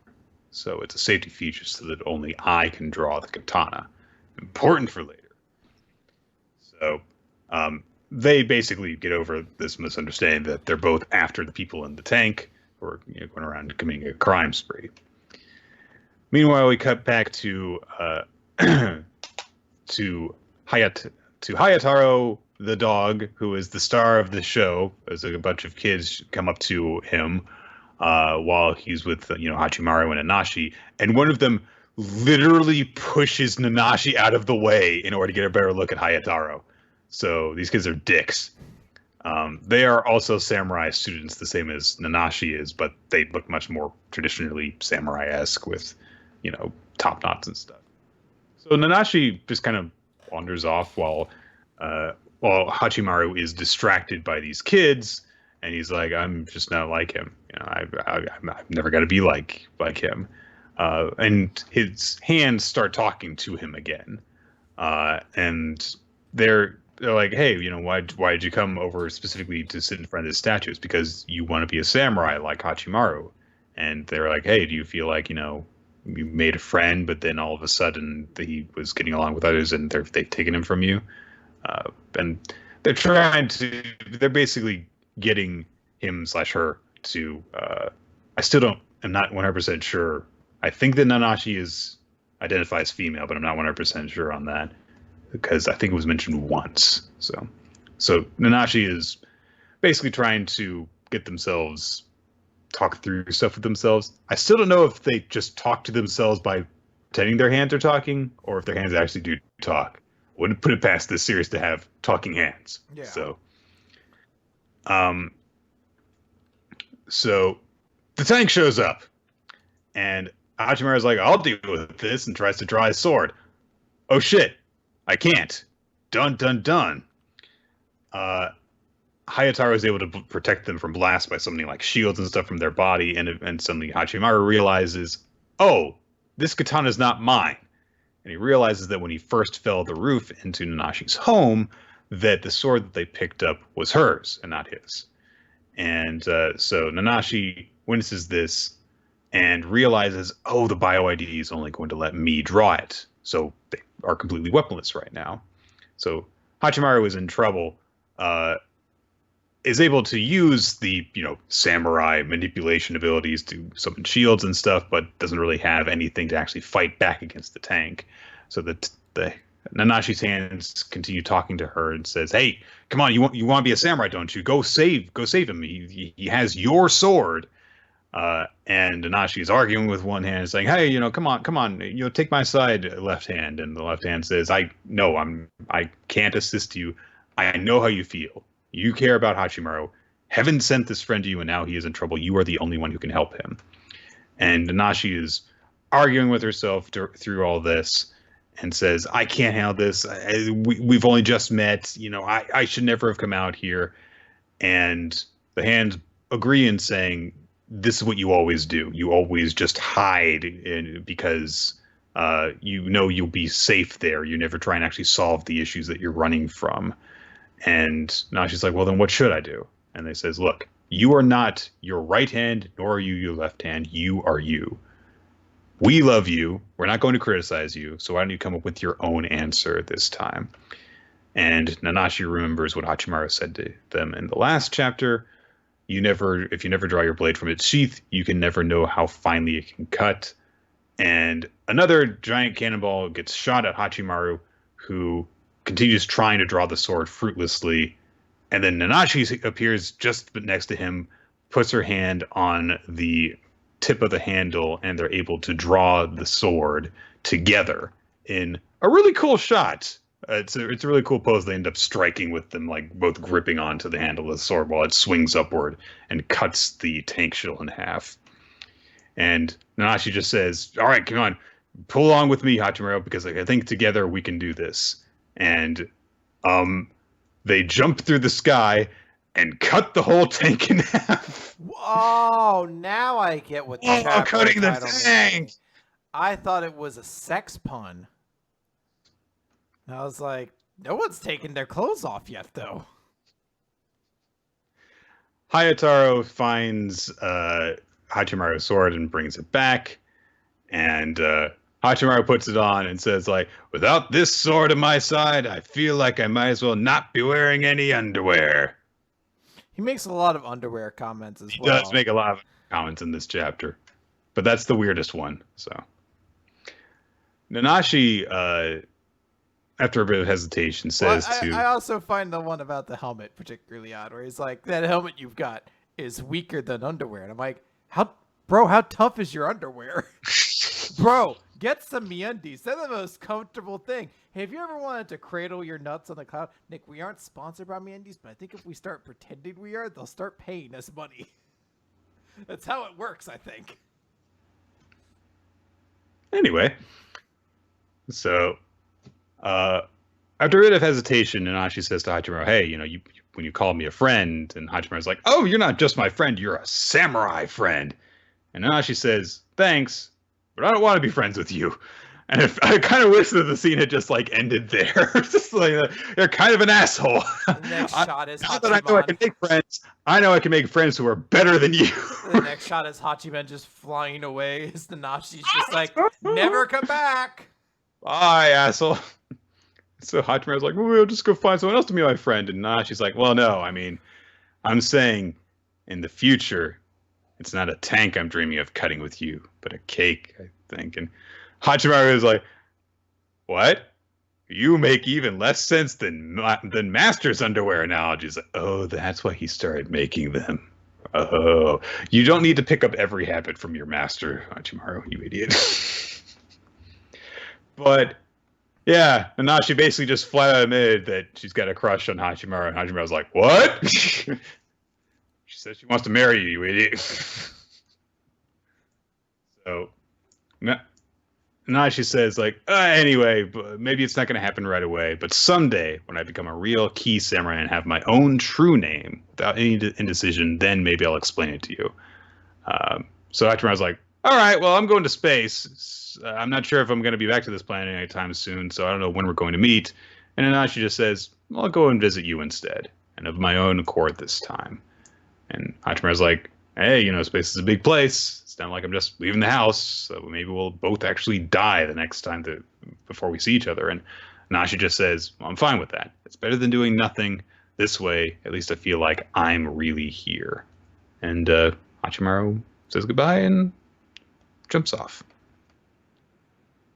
It's a very sweet little bonding moment between them overall. And I do really like Nanashi as a character after this chapter. But before we get through the end, we see Hachimaru's father speaking with Dharma.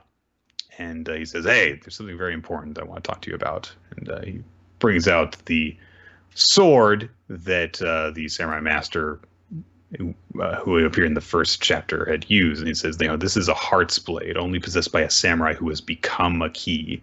The weight of this soul is clearly far beyond your garden variety type, even to the blind like me. The fact that you hid something of this magnitude within Hachimaru tells me that you are not just some petty thief." And he extends the blade of the sword, and it appears right in front of Hachimaru's father's face. And he's like, "You didn't even flinch. Who are you then? I've never met a child with such a powerful gravitational pull before, so tell me, who is Hachimaru. So getting a little bit more backstory, it looks like, in the next chapter. But I'm glad that we got some more lighthearted stuff this time and got to know some of our characters better. Yeah, I think Nanashi has the potential to be a really interesting character. We don't know a ton about them and necessarily where like their role in the series will be, if anything. Because in my mind, I usually try to read the characters we meet early on as being like significant characters in the story. But chapter 2 of Naruto was all about fucking Konohamaru and Nobitsu. Neither of them were fucking relevant at all. So we might never see Nanashi again until like the last arc, where it's like, hey, remember Nanashi? There they are. It's like Nanashi, like, hello, like walking down a hallway or something like that. Just like, right. Thought we could have done something more with that. But I do think there's potential for an interesting character there. I have trouble reading this manga just because every panel is just so packed with shit. Yeah. Like, not like just visually, there's just shit fucking everywhere. And a lot of the times I'm like, is it that necessary to have like falling rose petals and giant flowers and floating clouds in every single scene that's also meant to depict motion and shit like that? Give it space to breathe. It's just a lot to like take in. Like, I don't know. And it's just the aesthetic of the series just doesn't mesh with me for any reason. So I'm still in this place where I'm not like completely into this series, but I think I can get there. This chapter did a lot for me, and I'm very interested in seeing where it goes. So let's come to chapter 3 of the new series, Chris. All right. So Nick, are we giving it the Triple H thumbs up or the Batista thumbs down and Batista bomb through a table? Well, I mean, didn't Triple H also turn the thumbs down? Yeah, but I couldn't think of a wrestler who just used to do thumbs up all the time. I think that all the people sounded like Iron Sheik on like Howard Stern radio or something like that. I think that like all of the wrestlers that just do the thumbs up are deliberately portrayed as being lame, like Bo Dallas would do it when he was doing his super positivity thing. All right, so is this a Batista thumbs down or a No Way Jose enthusiastic thumbs up?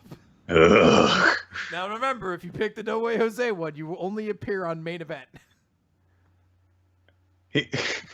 He showed up during the 24/7 title scuffle thing, and my friend messaged me like, "Who's the guy with the green hair?" Because he just started randomly dyeing his hair green, and it was like, "I guess that happened. Still didn't get you on TV, but that happened." That'd be great. He just starts doing more and more insane things. He's like, "Vince, I cybernetically grafted steel to my face. Can I be on television now?" Like, who are you again? So, anyway, I am in favor of us continuing reading Samurai 8. So, I will defer to you. All right. Let's move on to Last Saiyuki, because I've had such great judgment on these series and which ones have lasted to this point. I think I've missed on every single count. The ones I haven't liked, they're still going. All the ones I liked, no. Well, to be fair, Teenage Renaissance David did just end. It did? Yes, it did end. I had no idea. Okay, then. It did last significantly longer than almost every other series we've enjoyed. But still, it did end. Let's talk about The Last Saiyuki, Chapter 12, Korori. The heroes have arrived on a small island, Shijuno Island, where there is trouble afoot, and they've got to deal with demons that have been summoned from Mo and stuff. And they come across it pretty quickly at the start of this chapter. It's a sort of dog-like looking creature that leaps towards Ryunosuke, and immediately Furuka kills it while Ryunosuke is trying to just hold up his staff to defend himself. And he explains, like, hey, listen, you don't just, go for defense as soon as you see a creature that you know nothing about. It's better to just kill it. So, he also explains that unlike Ryunosuke, who is much more in tune with his Nyoibo and can just transform it basically at will, most people can't do that. And so they actually find a transformation that suits them beforehand. So he has one that is like the bayonet of an old style rifle, and Estelle has one that's like Ling Ling's transformation wand, although she calls it's a mace. Shut up. I'm not that obsessed. Okay, well you've got the bun hair with the yin yang symbols on them, so I think you do. But anyway, like you bring up later in the chapter, you're literally carried your fucking sailor uniform around with you. Yeah. Furuka comes across a sickly, probably. I'm not sure if they're supposed to be a kid or if they're just a small man, but anyway, he's like, yeah, this person's got cholera, so that means that this monster is causing this. It's Korori, the monster that this disease became. As its name suggests, it was a hybrid of tiger, wolf, and raccoon dog. Anyway, he narrows his Nyoibo's point down so that he can just stab the demon currently infecting him. And he says the fact that previous Korori approached us means that likely everyone on the island is already infected. So this is really bad. There's no way that just the four of us can deal with this. So we've got to call for reinforcements. So Estelle, go back to the Enchanted Land and stay put. And she's like, why just me? And she says, well, Korori's a disease monster. So, yeah. And Estelle's like, I'm not scared. I brought my Ling Ling outfit. I mean, you bring that everywhere, but okay. If you were that brave, why wouldn't you just be wearing it now? She's like, no, I need 5 to 10 minutes to change into it first. That's when I get my brave face on. Estelle walks off really upset about this because she thinks that her sensei is underestimating her. And Ryunosuke says, like, he's just worried about you, you know? And Estelle's like, well, I guess it's like, I get it, you know, I'm not like you guys. You know, you can shapeshift your Nyoibo. You can sense a monster's presence, but I've never been complimented by him. Whatever, she's 11. It's fine. They do this. So Ryunosuke and Koharu, sorry, it took me a minute, decide to walk her back to the gate that they came through. But at that moment, Furuka gets a call on his phone and is told that reinforcements cannot come to the island because there's no Torii gate.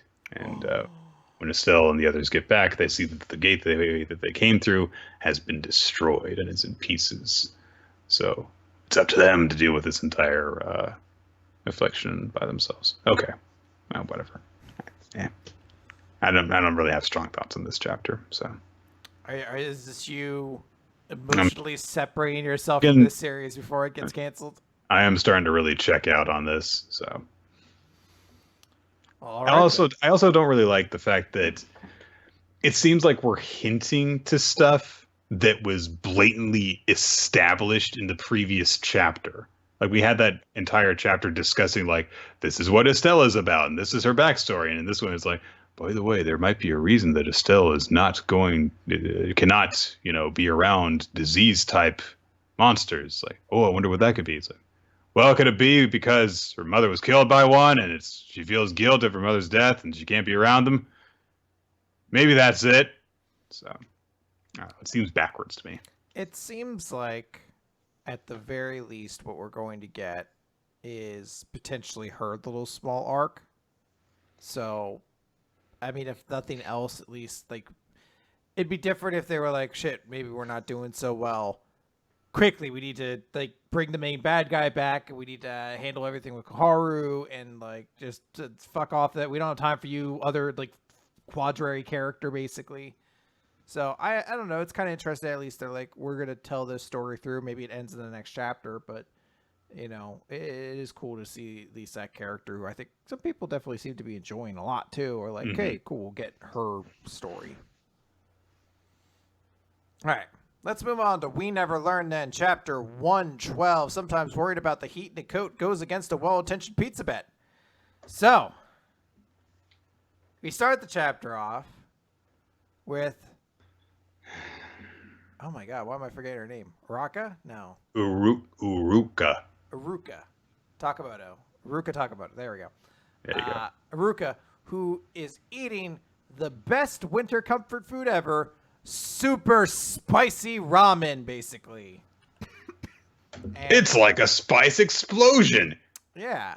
And it's very delicious. And she asks her friend if she'd like any. And she's like, oh, no, I'm going on a date in a little bit, and I don't want to be all hot and sweaty for my date. And Ruka stops, and she's kind of blankly thinking. And she's like, wait a minute. After this, I was supposed to. And then we cut over, and we see that she's going to study with Yuiga. Oh, I hope that the super spicy food that she ate doesn't make her break out into a sweat while she's... Okay. This is how hot food works, Nick. Don't ask about it. It's just, this is science. Super hot spicy food can make you sweat. Yes. I have never heard of food being so spicy that you're still sweaty like an hour later, though. It's like, yeah, you might sweat while you're eating it. Get yourself cleaned up afterwards. That's Drink all. A glass of milk. I mean, come on. It's not that bad. So she goes over to Yuiga, and he's like, wow, your grades are getting better. This is really cool. You know, just got to work on your speed for the next one. But I was wondering, why are you wearing a heavy coat inside? And she's like, it's because I'm cold. But the real reason, Nick, is because she's sweating so much from her super spicy ramen, so her shirt's see-through from all the sweat. Which certainly isn't exasperated by the fact that she's also wearing a giant heavy coat on top of that as well. She definitely won't cause things to get worse and worse through trying to avoid this. Mm-hmm.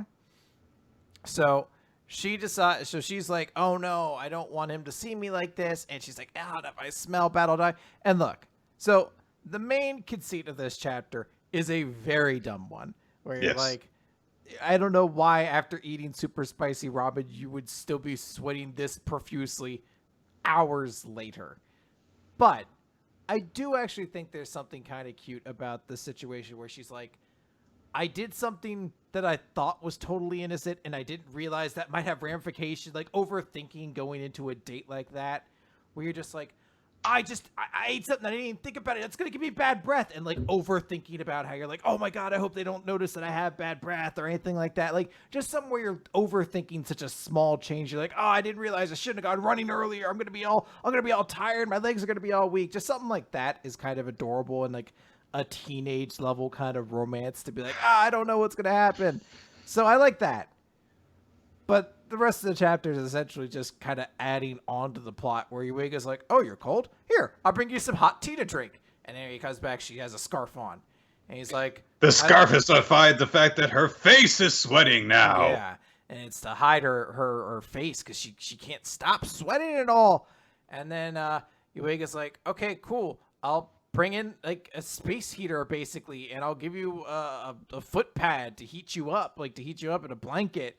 And she's like, I don't know. It's getting kind of warm in here, but she must just still be cold. And then he looks over and she's wearing earmuffs and mittens now. And he's like, he just starts throwing heat packs at her basically. He's like, be better. And she's like, let's do yoga and acupuncture and everything like that. And he's like, I don't get it. You still think it's too hot? And I do love this moment where Yuiga's like, I think it's kind of warm in here, and she still thinks it's chilly, but I mean, Fumino did say that girls are sometimes more sensitive to the cold, so like it's to the point where he's creating a steam room. It's literally steaming in his room. He's like, I guess bitches just like it cold. I don't know. I don't get it. I'll just keep piling this stuff in here for her, though. But she's starting to get dizzy because now she's just overheating herself completely, and she's like, maybe I'll unzip the jacket just a little bit. And Yuiga is like looking over in her direction. He's like, take off your clothes, Uruka. Undress and get into my bed. Quick. Yeah, that's exactly how he says it. In exactly the most awful way for what context he means, which he's like, you're very sick. Please get into bed and take off all your heavy clothing objects so that you could rest more comfortably. What a good boy Yuiga is. Instead of saying it like he's a fucking porn star or something. Well, he's, also really affected by the heat, so he's like, take off your clothes, Aruka. So she's thinking about it. She's like, I don't want to do this. I'm soaked with sweat right now. Maybe I should just leave. But then she's like, no, I don't want to run away. And, thinking at the same time, she's also realizing that her time left with Uega is pretty limited. So let's bang irresponsibly. So just as she's about to take off her coat, Uega's sister and his two little siblings come back home. And they're like, are you going to marry a brother? And Uega notices her shirt. And he's like, And there's a whole misunderstanding that is cleared up.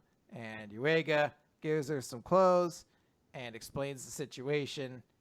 And she's like, I just didn't say anything because I didn't want you to dislike me or anything. And he's like, no matter what happens, I'll never dislike you for it. What a silly idea. And she gets very nervous. Now she's because he moves on like, anyway, listen, I mean, that last essay question you did, there were so many spelling mistakes, and I can really make a difference in your scores. So, Uruka, what's wrong? And she's burning up. She's starting to sweat again, but this time it's from love. Mm-hmm. And that's the chapter, basically. The one good thing that comes out of this chapter, because I think that this is a stupid goddamn chapter all the way through, is I do think that she looks really adorable when she blushes at the end. It's like, oh. Nick, We Never Learn is a better series than Nisekoi. And Nick, if you can't enjoy We Never Learn at its worst, then you don't deserve We Never Learn at its best. Pat Betty. Anyway, so. Yeah, so that chapter happened. Okay. All right, Chris. You know what time it is now? It's time for Dr. Stone, which means... Stone!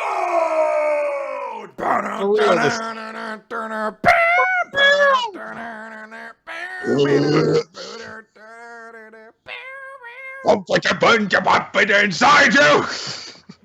Oh, some songs shouldn't have lyrics. Z equals 106, the secret of petrification.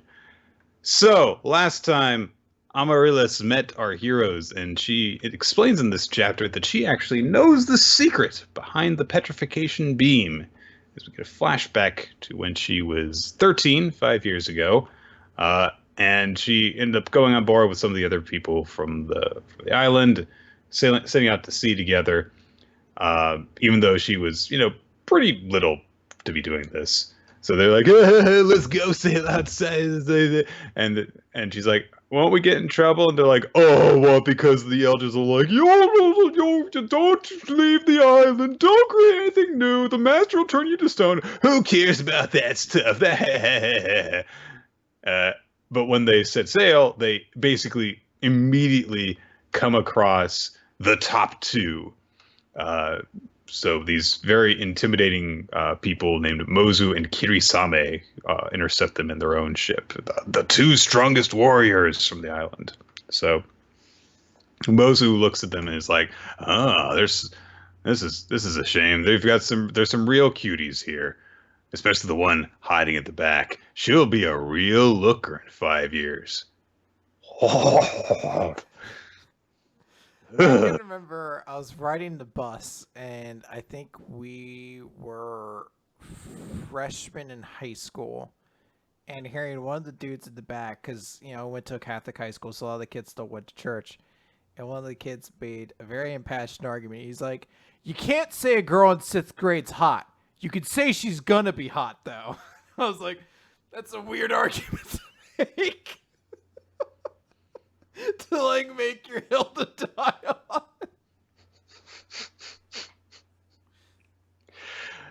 Admittedly, that's the nice thing about being younger, is that you can just say more people are hot without being judged for it, because it's not creepy if a 14-year-old thinks that a 30-year-old is hot. It's because you can't do anything about it. If a 30-year-old says a 14-year-old is hot, it's no, stop, you stop right now. So it's nice to have that kind of sense of freedom, and now I'm just kind of hang on, I have to check how old they are and be very careful about that. I need to be very careful about what I do next. Thank God I'm in a relationship. Anyhow, uh, of the two of them, Mozu is the creepy guy. Kirisame is a serious-looking woman who's got very bizarre clothing. She's got these kind of look like almost like petals on her cloak thing, which is super sheer, by the way. You can see her legs through the thing at certain points. And are those petals? I thought they were like little balloons. I have no idea if they're like pouches or what. They're definitely pouches of some kind. And but she has a specially marked pouch among them as well, one that has this star pattern on it. She takes something out of it, and it's on a rope, and she starts to twirl it around, and she throws it high up into the air, and it explodes over them and emits this petrification wave just over the ship that Amaryllis and her friends are on. And they try and actually shield Amaryllis from it. And at this moment, as she's telling the story to them, it cuts back to the present, and everyone's like, "Oh, this is," because Gen's really freaked out by it because he knows exactly what she's talking about. He's actually experienced it. And Seku's like, yeah, it's exactly like the thing that happened thousands of years ago, but on a much smaller scale. But Haku points out, well, but you're still alive, Amaryllis, so how would you escape? And we see that because she was at the back and the rest were shielding her, she was basically just at the edge of the wave. But it reached her. It reached her hair.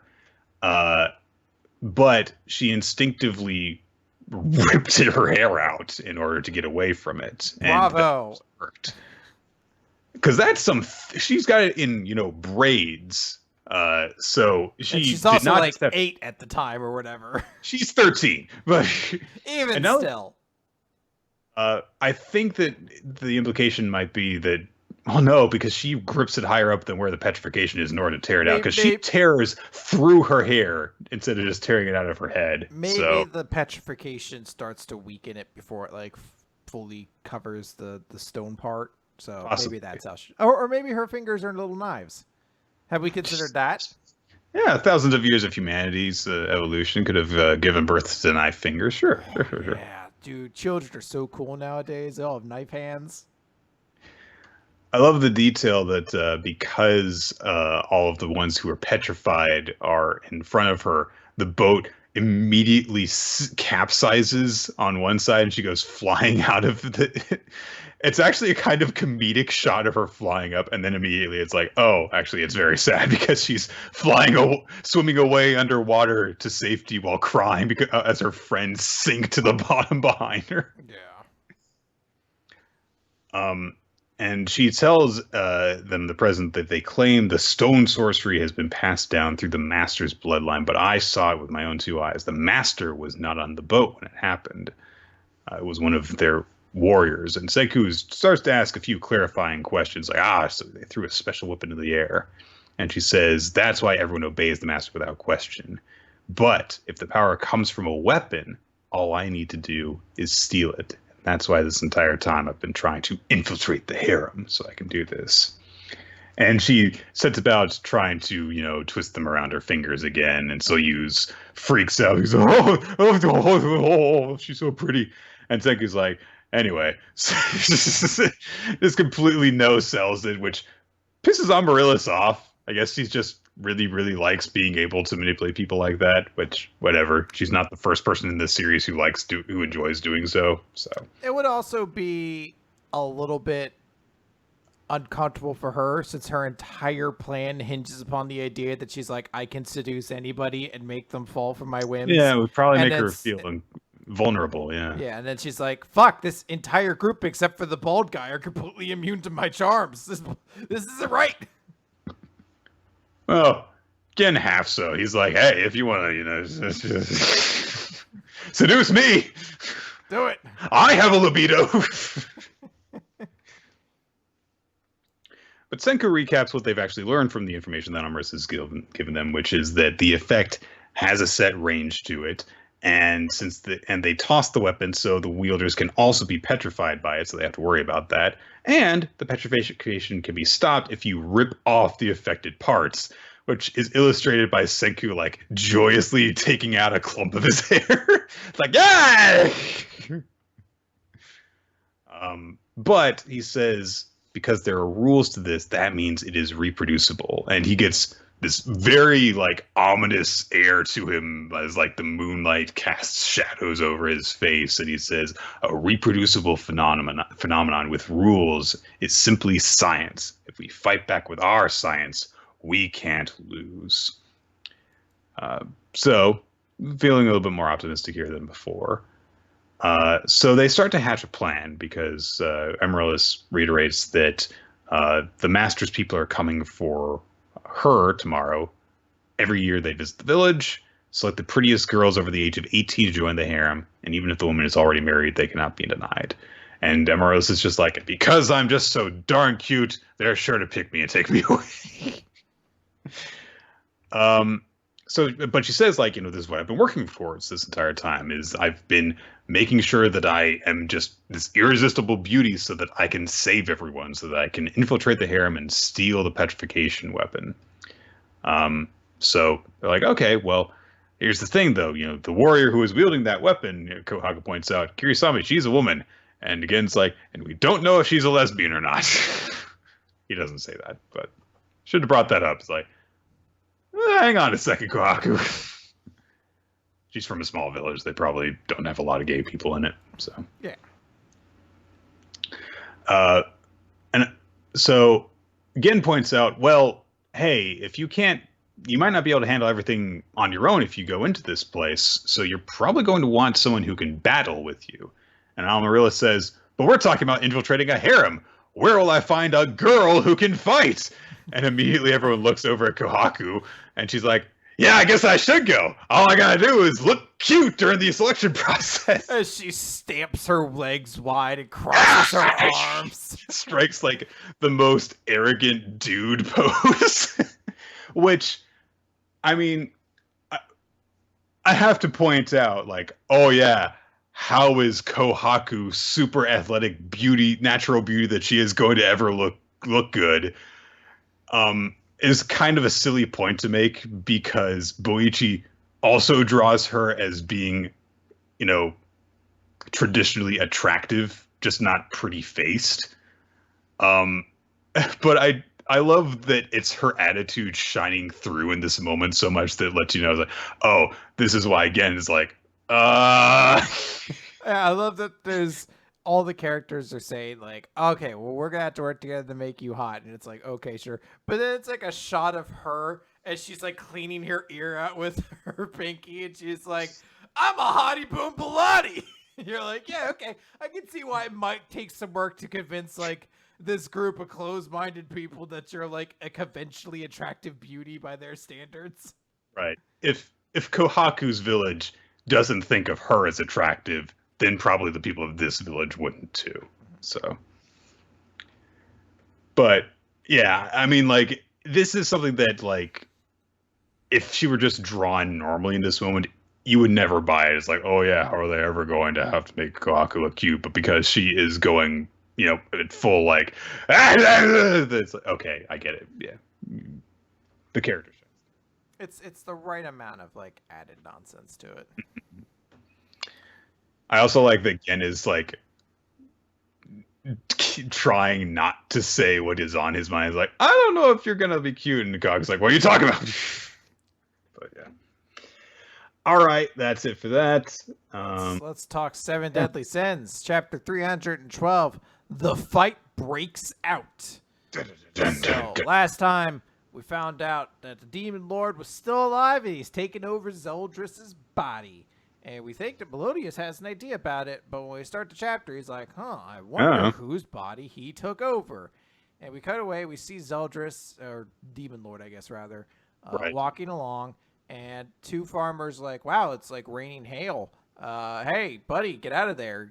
Come over into the house and get yourself safe. He's like, oh, yes, I must not look very regal in this attire. So he, like, morphs himself some very edgelord armor. Clothes wave. And he's like, this will do. And then he crushes their house. And he's like, goodbye now. He knows, he's like, I was concerned because this is not my good child, but it seems like Zeldris actually had a good bit of strength, and once I perfectly control it, I will be at the original Demon Lord strength. So there's one praise for Zeldris, but also an opening saying that he's not fully in control of Zeldris' body quite yet. Mm-hmm.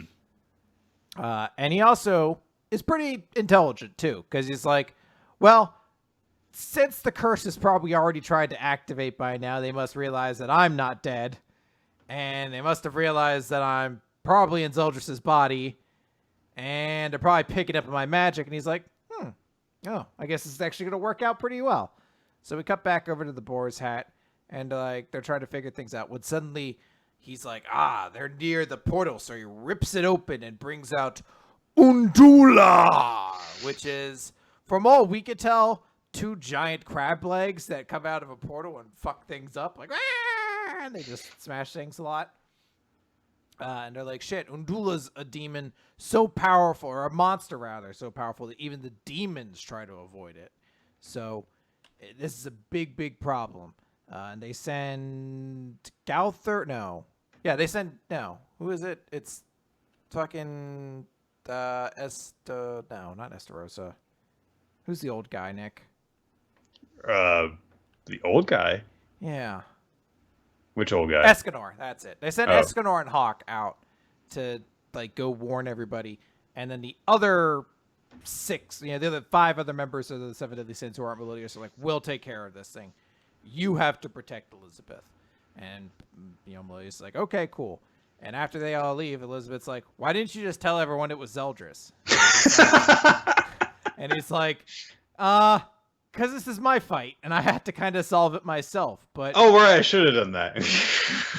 I kind of do this thing that a lot of shonen heroes do, where I'm like, if I hide it, look, it's a very important thing, and I get why. It's very personal to him. But he's like, but here's the conflict I'm in. I have to go save Zeldris. I can't abandon him again, but I can't leave you unprotected. If only there was a way to go someplace else while also protecting you. And she's like, I could just go with you. And he's like, holy shit, you could! You'll fight alongside me again? And she's like, yeah, definitely. And they go fly off, and they talk about how, you've held my hand, we've been side by side, you've given me courage, and you are my light. And it's all those things that made me fall in love with you. And together they hold hands and fly off to go rescue Zell. That's a chapter. Yeah. Should also note that this chapter included the results of the latest 7 Deadly Sins character popularity poll, which included all of the 7 Deadly Sins except Merlin, which, good call.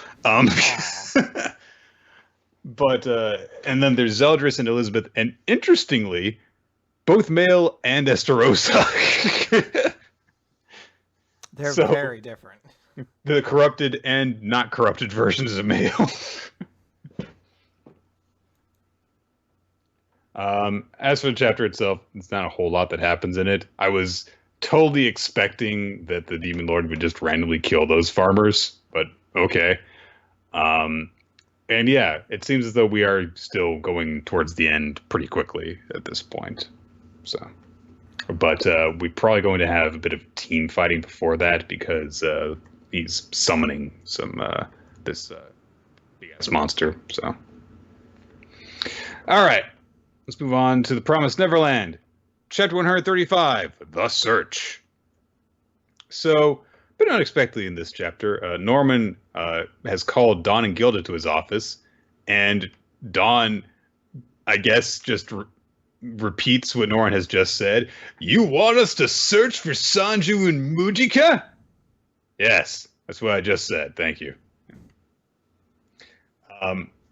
He says that he wants them to find them and protect them before the Rotary clan or the royal family find them and kill them because Emma's plan requires the evil blood. And hey, if they don't come back in time, I'm going to kill the royal family and aristocrats, and then we'll only have Sanju and Mujika to rely on for their blood in order to carry their plan out.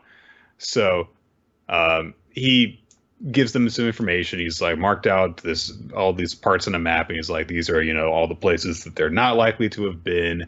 It just kind of leads down leaves these areas where the demons don't tend to operate, forbidden zones such as near Gracefield House and so on and so forth. So I think it's possible that you're going to actually be able to find them because there's only so many different places to look. So, and he says like, how would someone being pursued hide? I can understand that easily because we're also pursued. I'm so smart. But he also says he's assigning them an escort. And so we cut to a little ways ahead as they're, somewhere else in the facility talking over the plan. And they have agreed to do this, but they're like, so what do you think about this? And because Gilda's like, no one wants to kill Mujica and Sanju. And Do's like, yeah, he definitely does. It's like my favorite thing that every time a character leaves a conversation that they're clearly being manipulated in, they leave it and they're like, so we're being manipulated as fuck, right? And it's like, yeah, 100%. I'm like, thank God. Because San says like, assuming the best, he's changed his mind, but if we assume the worst, we're just the bait to lure them out. Which I get the impression that because Dawn and Gilda figured this out so fast that this might not be the extent of Norman's plan. Because it doesn't seem as though he would be the type of person to do something that would be seen through this easily. But we'll find out, I'm sure. The escort that they're being assigned, one of them is Hayato, the headband guy who can run really fast. And I do like because some of the kids are, saying like, I don't know if he's going to be reliable. And Nigel's like, don't say that. Don't say that out loud. And Hayato's like, no, I'm definitely not reliable. But there's a new character that is also going along as an escort. This dark-skinned woman who is surrounded by these dogs. They're called dogs, but they look kind of wolfish. But anyway, she's introduced as Aishi. It's an odd spelling, and I'm not really sure how to pronounce this. I'll have to look up what the Japanese name or something is. So Dawn and Gilda introduce themselves, but she doesn't really say anything in reply. And so Hayato has to explain, yeah, she doesn't understand you. And we get a bit of a flashback to when they first stumbled across her. After they killed a demon, they tried to reach out to her, and she spoke the demonic language to them. And basically, she was found by a demon in the forest, and Boss saved her. And we get this very concerning visual of Norman approaching her while she's crawling on the ground, and he's standing up straight while light floods the area behind him, and he's in this wide cloak, and it's like, yeah, you gotta wonder, just how deliberate is Norman's whole savior imagery thing? It's like, I have to have everyone making me look like Jesus so that they will follow me like a god. He's like, I'll go in and I'll save her once the sun's at an appropriate angle that it hits that backlight window so I can walk through swathed in it, okay? Mm-hmm. It's not like she's gonna get any less traumatized if I wait a little longer. Oh, so Aishi, she doesn't speak English or whatever common language they speak. She speaks the demon language, hates them, and is a sharpshooter. So Dawn and Gilda are thinking maybe Norman's idea is for her to kill them when they come out of hiding, but we're not going to let that happen. We're going to make sure that they survive and help out Emma and Ray, and so let's do this. And they remember also what Emma had said about not wanting Norman to kill himself, and they're like, we've got everything covered. Don't you guys worry. Meanwhile, in the game that Emma and Ray are being forced to play by Emma's a baby now, and Ray is carrying her through the wasteland as he goes, damn it! He's like, oh, she better not remember us. If Emma gets baby memories, I'm ruined! You see, Emma, the first step to getting baby memories is to be a baby again. But I can never allow you to have this. I'm sorry. And I'm not going to do it the slow way like they did in My Hero. I'm going to do it once. This baby's head's pretty strong. Come on, stop fighting. Oh, damn it. I forgot. Hashtag Ray's one weakness. No grip strength. She just keeps slipping out of my hands like a pickle jar. How did Joshi hold on to that baby?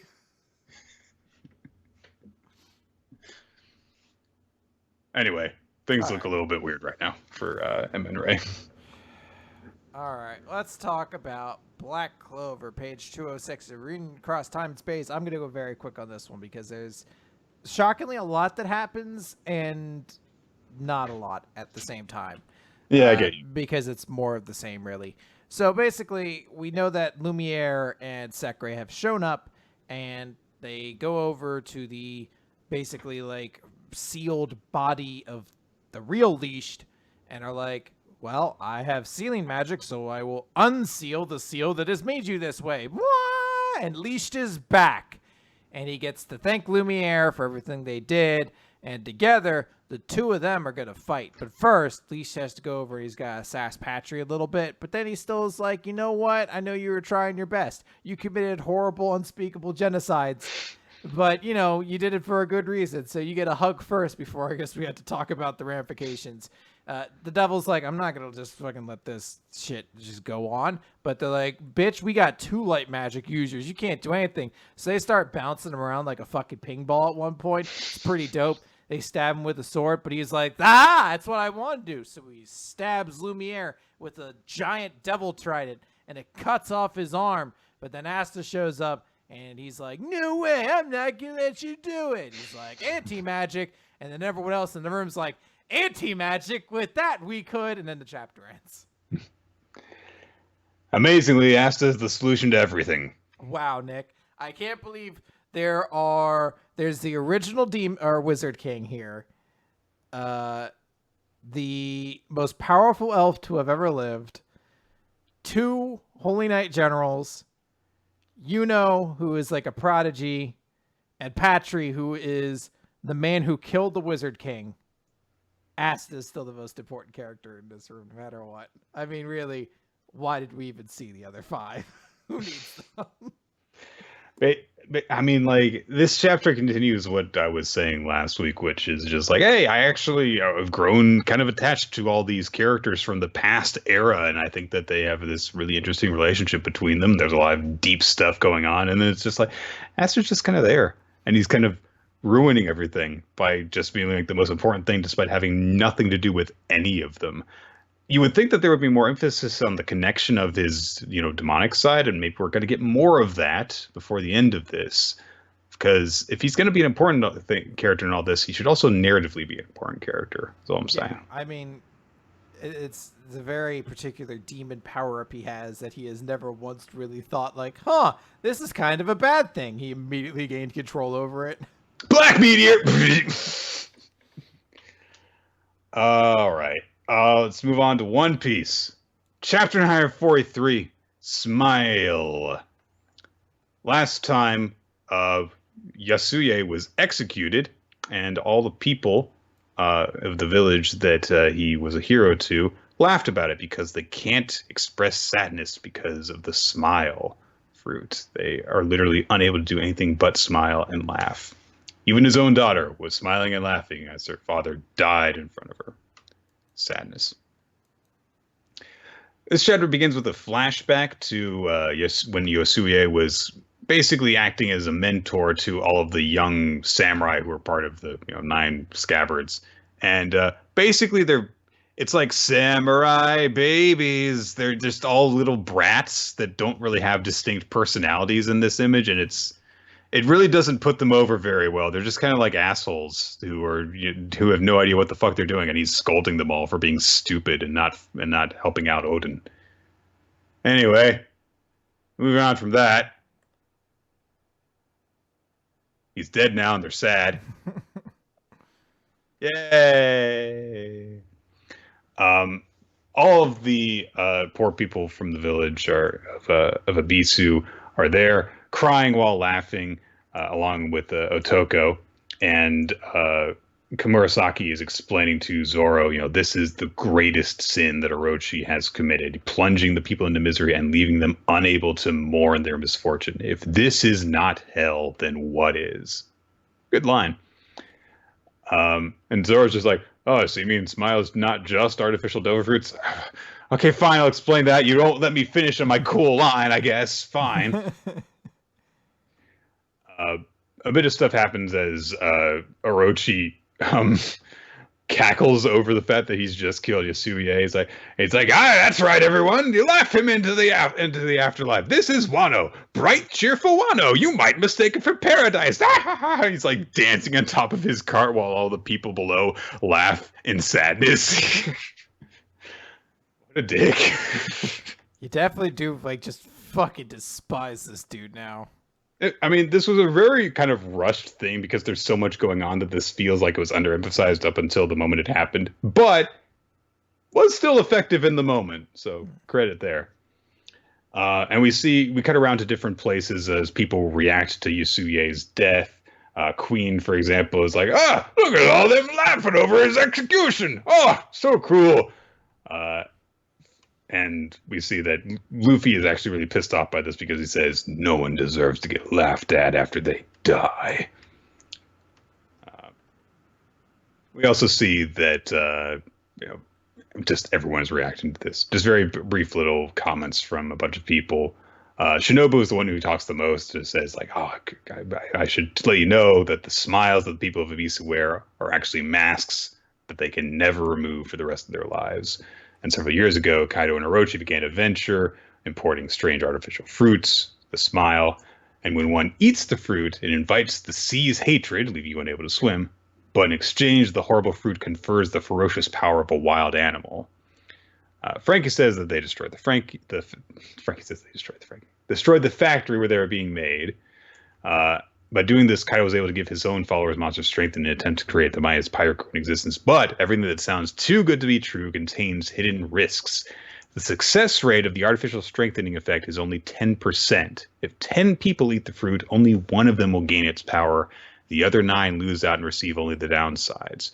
Not only are they unable to swim, the side effect of the imperfect chemical mixture wipes out the ability to express sorrow or anger, meaning that the only thing they can do anymore is laugh.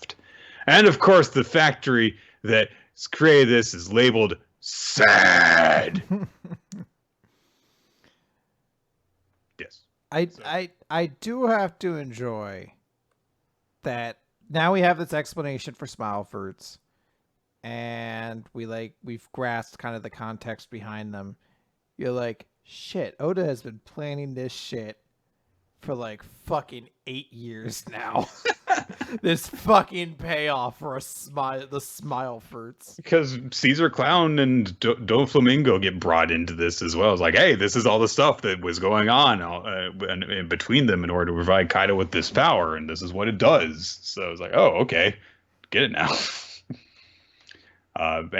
There's also an explanation that Kaido's forces are divided into people who have yet to eat a fruit, called the waiters. The people who were lucky enough to gain powers are called the gifters, and the unlucky power fighters who have eaten the fruit but only have the eternal laughter are called the pleasures. So I haven't really noticed, Kaido's followers who do nothing but smile dorkily yet. I actually do think I have noticed them, but I haven't paid much mind because they're almost always in like really a wild kind of attack mode. So you always just kind of look at it as like chaotic mooks. Right. But it probably is intentional that they've always been there in the background. Right.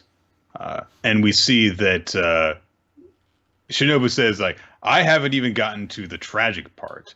Orochi found a perverse interest in the failed smile fruits that had already been bitten.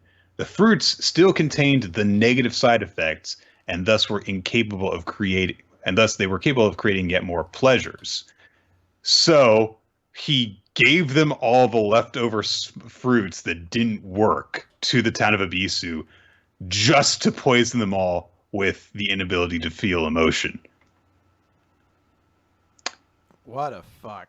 And they were what starving. An asshole. And they were starving too. So to them, so it was a joyous it. grift. Yeah.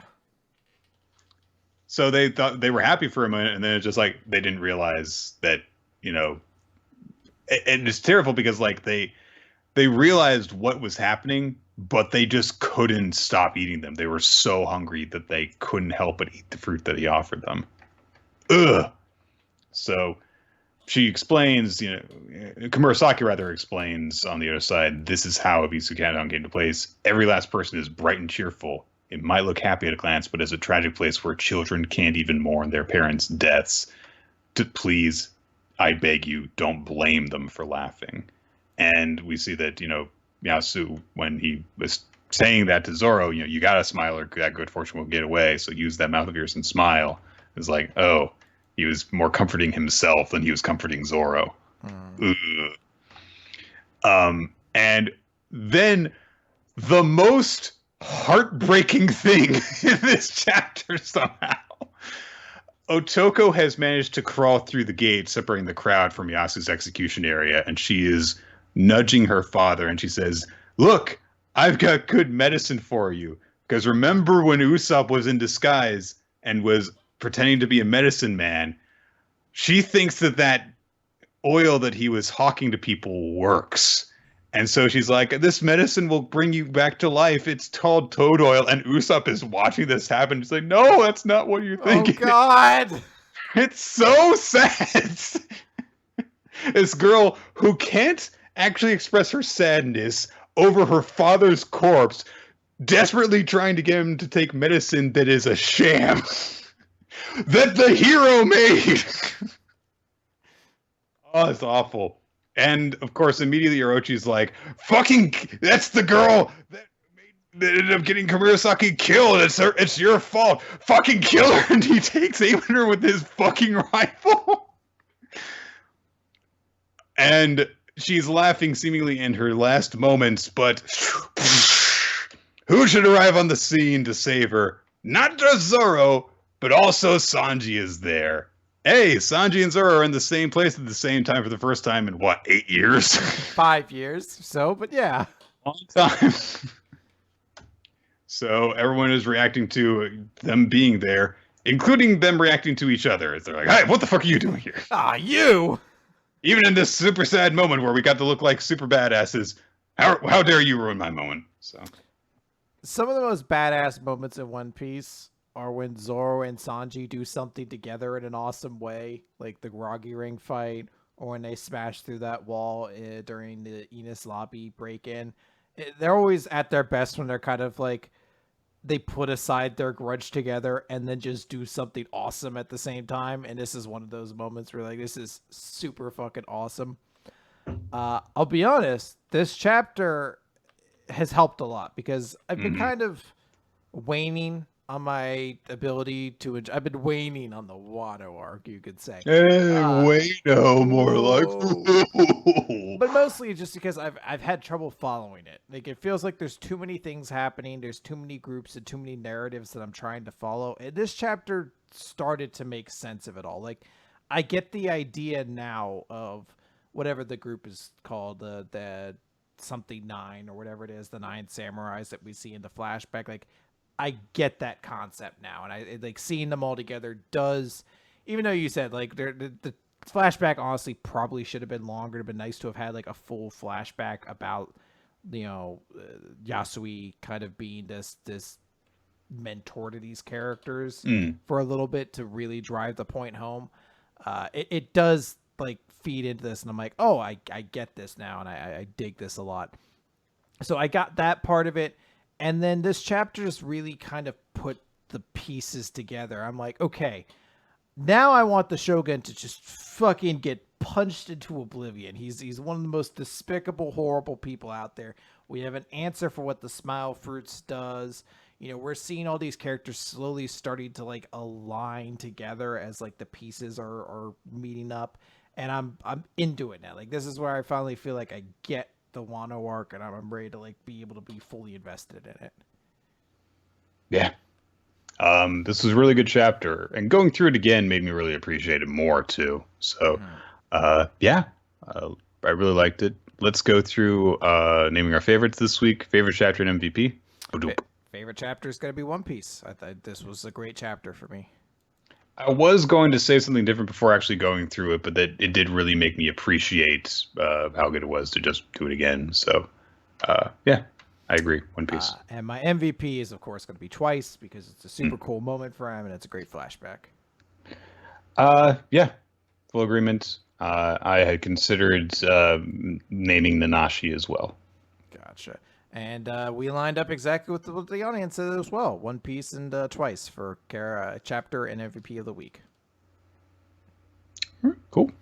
Well, everyone, thank you for joining us for Weekly Manga Recap. We record the show now Wednesdays around 7:30 Eastern Time here on twitch.tv/RoloT and smashcast.tv/RoloT. And if you want to check out past episodes, you can do so by finding us on iTunes, on YouTube, and on weeklymangarecap.podbean.com.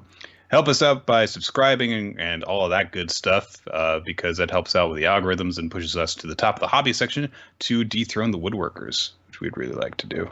Fuck them. Damn. They're monsters. Demonic people. Can't be trusted, woodworkers.